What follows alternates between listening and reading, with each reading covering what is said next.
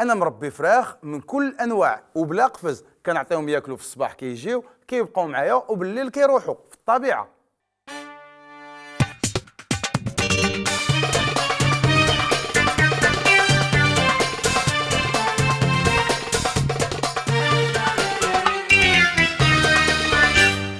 خصصنا مواضيع وتكلمنا فيها على الطيور، على الفراخ، وشفنا بعض الانواع ديال الفراخ وكيفاش نشريهم، وبعض الامور خاصنا نحترموها. غنكملوا دائما مع الاحترام مع العالم ديال الفراخ، ولكن هذه المره غنتكلموا على فين كيعيش، ماشي العش ولكن القفز.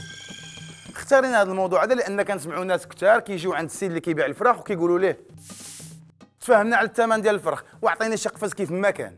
هذا خطا. حنا في البرنامج ما غنقولوش خصنا نشريو هذا القفز هذا بالذات او لا هذا، لا هذا راه خطا بالنسبه لينا حنايا.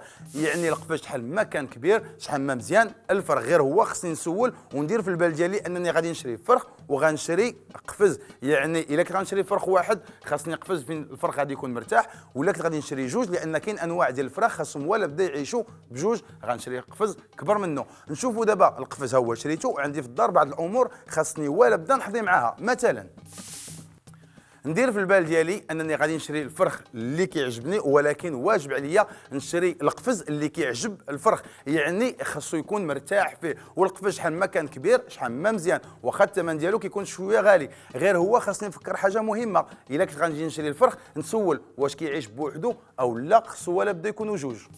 اذا الا كان ولا بدا نشري جوج خاصني نشري قفز اللي غادي يوالمهم، هكذا غيعيشوا هما مرتاحين وحتى انا. القفز جبتو للدار، فين غندير القفز؟ كاين بعض الامور خاصني نحترمها. كاين البرد عندي في هذه الجهه في الدار، اذا القفز ما خاصنيش نديرو تما كاين الكوروندير، الباب والشرجم مقابلين، اذا الريح كيمشي ويجي. القفز غيدار الفرخ يمرض. البرد هنايا، الصهد هنايا، ما فهمتش. حدا الكوزينه، والكوزينه ملي كنطيب كتطلع درجه الحراره، اذا القفز والفرخ نبعدو من هذه الجهه. حاجه مهمه ما نساوهاش، كل نهار خاصنا نخرجوا الطير الفرخ يعني بالقفز ديالو ونخليوه في الشمس لواحد المده محدوده، لان الا خليناه طول النهار راه غضروا الشمس.